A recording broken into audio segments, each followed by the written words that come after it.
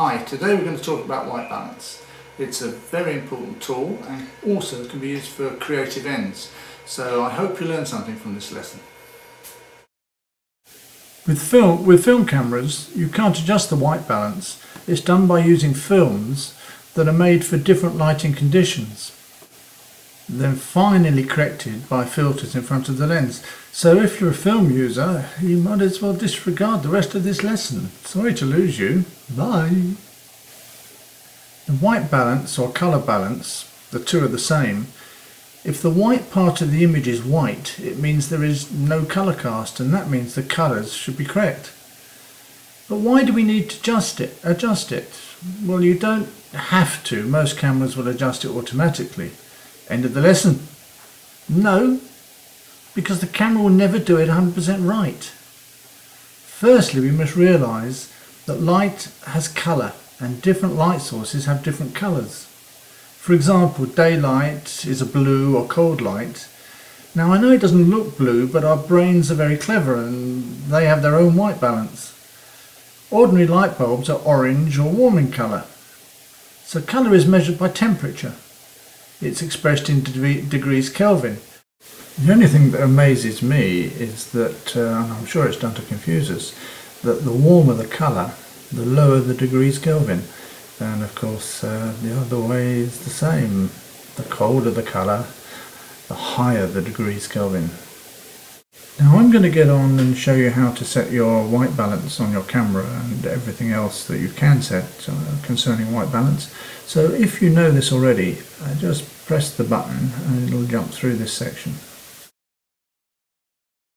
So first press the menu button, then go through the windows until you find white balance.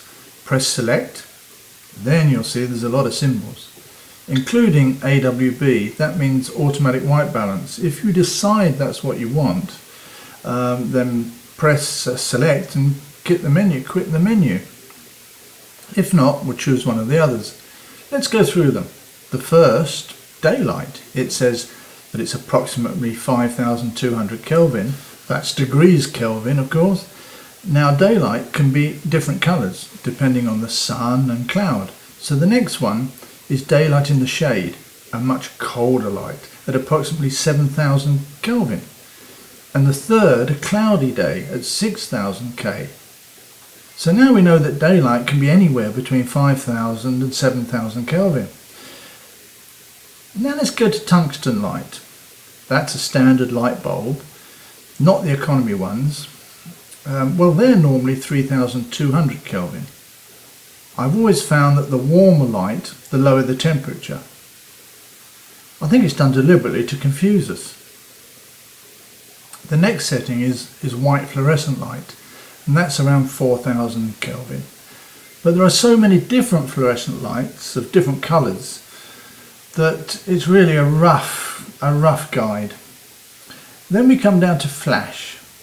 Simply saying flash, I've always considered flash to be around 6,000 Kelvin. And now the custom setting. Well, we're going to leave that for the second and just nip down to the one below, which is how it's set at the moment. And I can change that from anything that I want manually just by turning the little wheel from, I think it's 2,300 Kelvin to 10,000 Kelvin.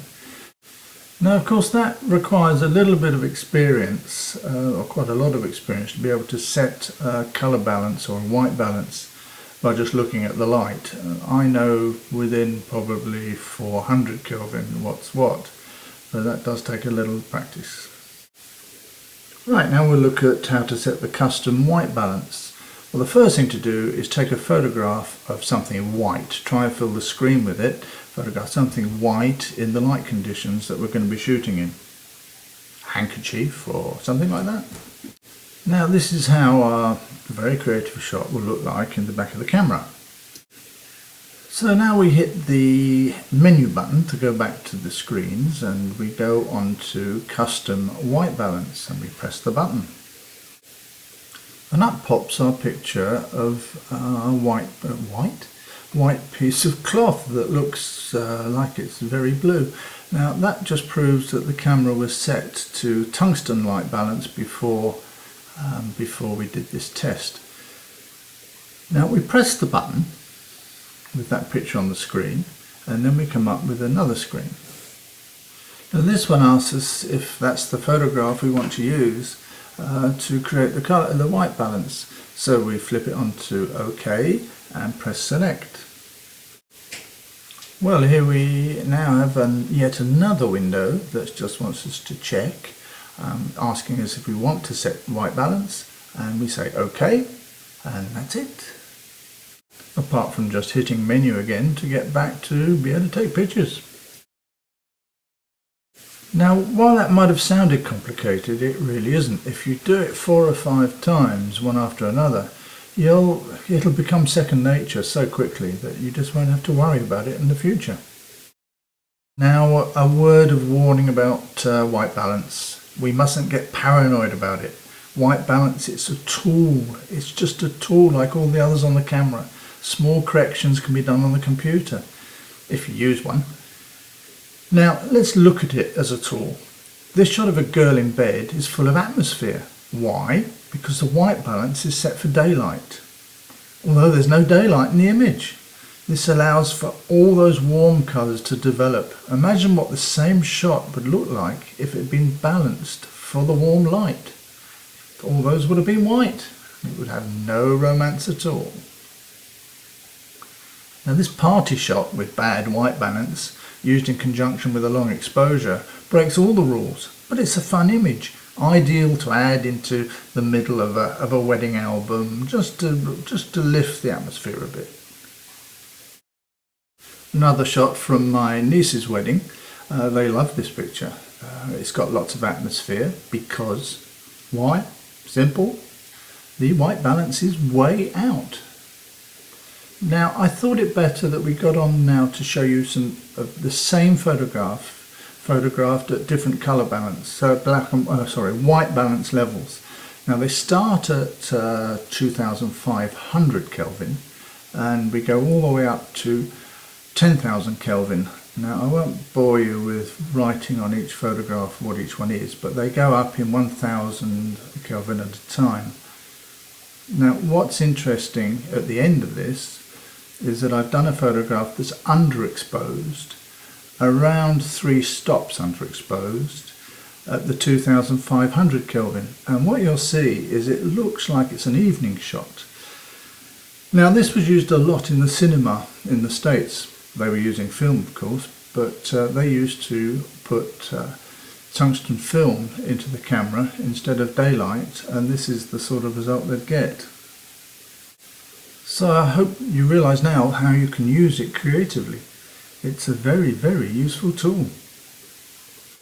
There are of course times when white balance is so important, and it's, for example, if you're doing product shots, the colour of the products have to be right, otherwise the clients will be very upset. But please, please, please use it for creative use as well. It's such a good tool and it's very, very useful. Just play with it, experiment with it, and I'm sure you'll have great fun. Well, there we are. I hope that's helped you with white balance. That'll keep your pictures nice and even, as you want. In fact, the colour that you want is up to you. Anything else you want to know about photography, just look at other lessons on mccordle.com. Bye.